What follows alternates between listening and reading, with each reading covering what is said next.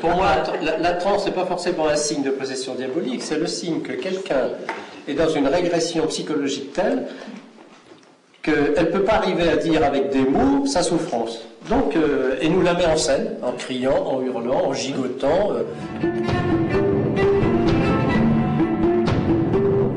Ici, là où j'ai reçu un après-midi venant d'un hôpital psychiatrique en ambulance, une personne qui était envoyée ici par son psychiatre, donc avec son bulletin et la voiture correspondante, parce qu'elle était très chrétienne, et dans sa pensée, c'est pas au psychiatre de me dire si je suis possédé ou pas. Donc moi je lui dis, mais non madame, c'est pas le diable, ça fait aucun doute, enfin, après avoir discuté un moment avec elle.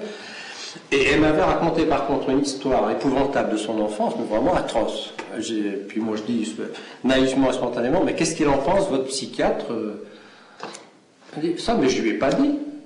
C'est ma vie privée, je vous le raconte à vous parce que vous êtes prêtre. Ah oui, voilà. Je sais par contre que les gens qui viennent voir un prêtre, c'est pas pour entendre un discours de psy. Il ne faut pas se tromper. Eux, leur demande est claire, là. Mais c'est pour ça que moi je ne veux pas bifurquer dans le suivi, parce que le suivi est vraiment de l'ordre de la psychologie, qui sont faits pour ça.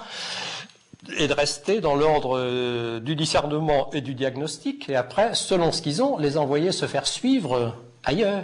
C'est à chacun de nous, avec la personne qui est en face, de trouver quelle est la solution qui va la libérer le plus.